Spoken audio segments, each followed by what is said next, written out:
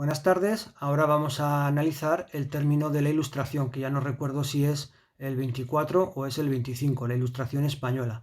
¿Qué estructura debería la Ilustración española y el concepto de despotismo ilustrado? Por lo tanto, lo primero que tenemos que hacer sería describir y hablar de esa Ilustración española para luego pasar a definir qué es el despotismo ilustrado y qué significa ese despotismo ilustrado en lo que es la práctica gubernamental y en la práctica del ejercicio de la monarquía absoluta por parte de los monarcas españoles o los monarcas de Castilla. Bien, así pues, lo que haría primero, yo el esquema que haría sería definir la ilustración, dar una serie de rasgos característicos de la ilustración española, a continuación definir el concepto de despotismo ilustrado y pasar a explicar algunas de las medidas más relevantes y más importantes que suponen en España la aplicación en la práctica de esa política de esa política del despotismo ilustrado, el cual tenemos que definir también de manera teórica. Pues bien, dicho esto, comencemos. Siempre en la ilustración tenemos que poner esa definición que es importante y donde la palabra razón tiene que aparecer y podríamos definirlo como movimiento cultural originado en Francia a inicios del siglo XVIII y que se extiende durante todo este siglo, que se caracteriza por el hecho de poder explicar nuestro entorno y los fenómenos que suceden en él mediante procedimientos racionales, siendo la razón la base para el progreso y la felicidad de las personas que habitan en el mundo. ¿De acuerdo? Más o menos esa podría ser una definición. Y luego aquí empezamos a partir de las distintas características. Podríamos hablar de la introducción en España y sus distintas etapas. Pues por ejemplo, se comienza a introducir también a principios del siglo XVIII. La primera etapa correspondería con el reinado de Felipe V, y ese intervalo que hace su hijo Luis I, de 7 meses. Después, la segunda etapa coincidiría con el reinado de Fernando VI y la tercera etapa coincidiría con los reinados de Carlos III y Carlos IV. También se trataría de la época más esplendorosa de la Ilustración española. Ahora bien, también en mi PowerPoint tenéis que hay 4 etapas. La tercera, que corresponde con el reinado de Carlos III, y en el reinado de Carlos IV habría una escisión a raíz de la Revolución Francesa, en donde desde un punto de vista político, al margen de las aportaciones científicas que hagan el conjunto de los ilustrados españoles, unos se van a mantener partidarios del antiguo régimen, pero otros van a evolucionar hacia partidarios del liberalismo. Al fin y al cabo, la teoría política y económica que surgen de la Ilustración para nada son compatibles con el antiguo régimen y sí que son embriones de ese nuevo sistema de la democracia y del capitalismo que a día de hoy existe, con las sucesivas evoluciones que se han dado desde finales del siglo XVIII e inicios del siglo XIX en los principales países más avanzados del mundo, incluido el nuestro, ¿de acuerdo? Entonces, también podemos hablar de cuál es el objetivo de los ilustrados, sacar a España de la crisis. Podemos hablar también de las dificultades que tiene la Ilustración a la hora de implantarse, sobre todo por la escasez de una burguesía fuerte, por la oposición de la Iglesia y en este caso también más concreto de la Inquisición. También podemos hablar en esas características de cuáles son los ilustrados más destacados, pues Gaspar Melchor de Jovellanos, Leandro Fernández de Moratín, Jorge Juan, Ulloa, los hermanos Elúyar, Ignacio Jordán de Aso, los hermanos Abad y la Sierra, Félix de Azara, Andrés Piquer. Todos estos últimos son aragoneses, Joaquín Tragia, también aragonés, y que son importantes en el conjunto de la Ilustración española. ¿Qué más podemos decir? ¿Cuáles son las principales aportaciones científicas que la Ilustración española va a hacer? Por ejemplo, los ilustrados españoles van a descubrir el wolframio, van a descubrir el vanadio, creo que van a descubrir también el platino. Por lo tanto, una parte importante de los, o al menos algunos de los elementos que aparecen en la tabla química de los elementos. Por ejemplo, Félix de Azara va a estudiar una gran cantidad de nuevas especies de pájaros en lo que a día de hoy sería el Paraguay, puesto que participa en su delimitación con la frontera, y mientras los portugueses no se afanan en cumplir ese trato, pues él aprovecha para hacer la geografía, para hacer la historia natural y para hacer, es decir, la biología, y para hacer la historia de lo que es la zona de Paraguay y las provincias argentinas de Misiones y de Santa Fe y de Corrientes, que estarían en el norte de la actual Argentina, próximas a esa frontera que sitúa las cataratas de Iguazú entre Paraguay, entre Brasil y la actual Argentina.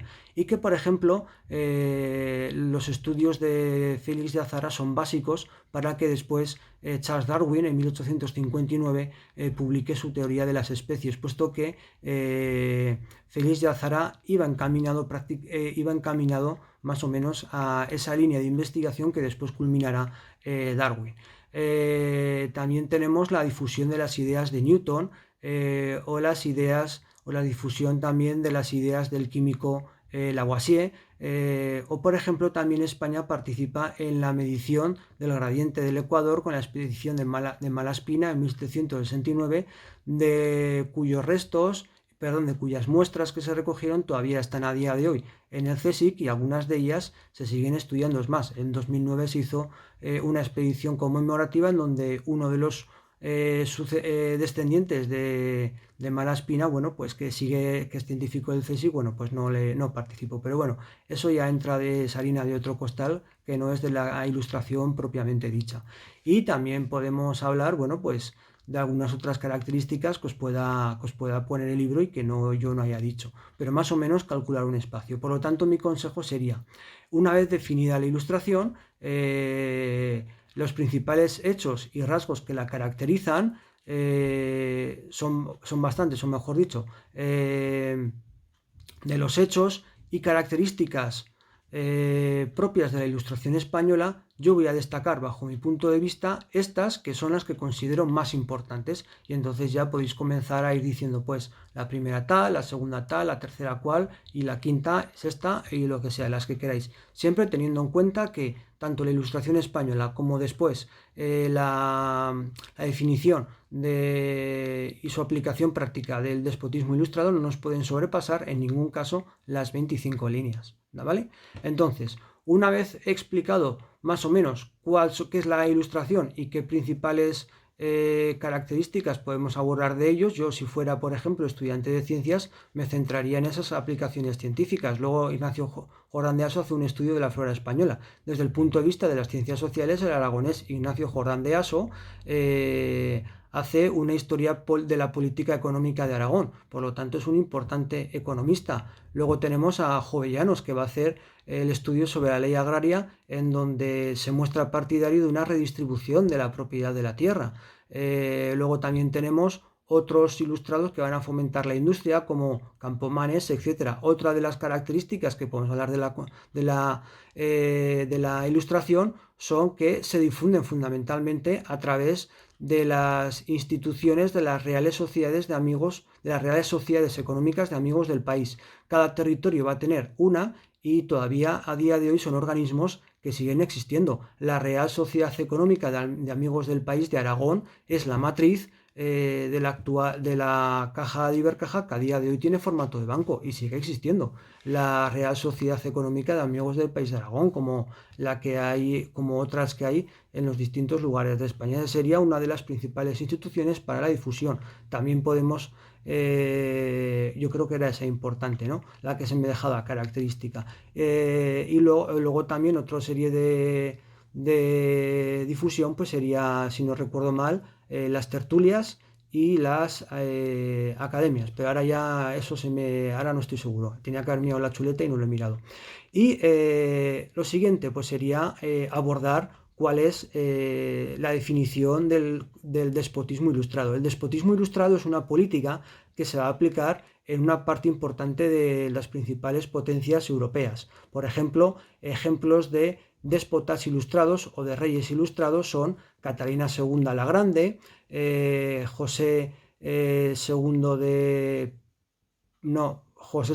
Austria, Federico I de Prusia y evidentemente Carlos III de España, que es el ejemplo de rey ilustrado y de déspota ilustrado en nuestro país, aunque luego también Carlos IV y Fernando VII, sobre todo en la década absolutista, tendrán un gobierno de corte ilustrado o de acuerdo con los principios de la ilustración y de ese despotismo ilustrado, ¿vale? Entonces, ¿qué es el despotismo ilustrado? Se trata de una política llevada a cabo por los monarcas absolutos que consiste en aplicar los principales descubrimientos y beneficios producidos por la Ilustración sin que estos supongan una alteración de los pilares básicos del antiguo régimen y por lo tanto conseguir a través de esas innovaciones y esos adelantos de la Ilustración una mejora de calidad de vida en sus pueblos y en sus habitantes, pero sin que estos evidentemente tengan participación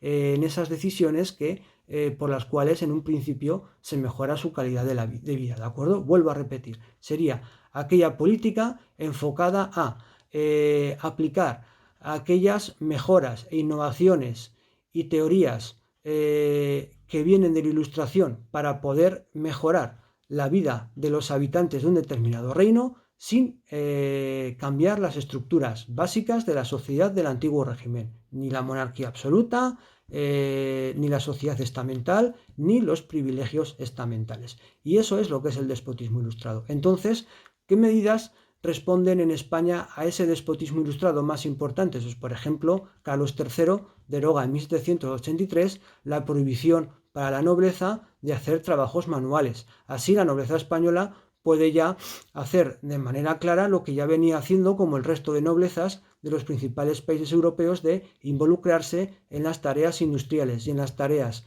comerciales que en el siglo XVIII, como ya os han explicado, producen mucho más beneficio que el campo, que es la base fundamental de riqueza de la nobleza, ¿de acuerdo? ¿Y qué más? Pues por ejemplo, la fundación de universidades o la reforma de la educación, ahí inciden mucho también los ilustrados españoles. Otra de las cosas importantes de esa política ilustrada que lleva a cabo Carlos III sería la liberalización del grano en 1765 y también la liberalización del comercio americano. Es decir, si en un principio el comercio americano se hacía de una forma de monopolio y que en 1717 en lugar de monopolio, esa casa de contratación pasa de Sevilla, pasa a Cádiz, reconociendo esa importancia económica que había adquirido Cádiz, mucho mayor que Sevilla, a lo largo de las transformaciones y de la crisis y superación del siglo XVII, pues a partir de ahora, de esa política de Carlos III, en 1765 se permite y se amplía el comercio con América a 5 puertos españoles, creo recordar, y 12 americanos. Y después, en 1778, se amplía a 12 puertos españoles y a 24 americanos, tanto en la fachada atlántica como en la fachada pacífica del territorio americano. Y a grandes rasgos, más o menos, serían esas principales medidas. Tampoco creo que os dé tiempo a poner todas, puesto que son 20-25 líneas para definir Ilustración, comentar sus principales hechos y características, y luego definir el concepto de despotismo ilustrado y aplicar o indicar algunas de las medidas que se integran dentro de esa política del despotismo ilustrado. ¿De acuerdo? Pues bien, yo creo que con esto podemos dar por explicado el término y os dejo ya con el PowerPoint para que veáis algunas otras ideas que me haya podido dejar en esta explicación o la confirmación de lo que yo os haya explicado ahora.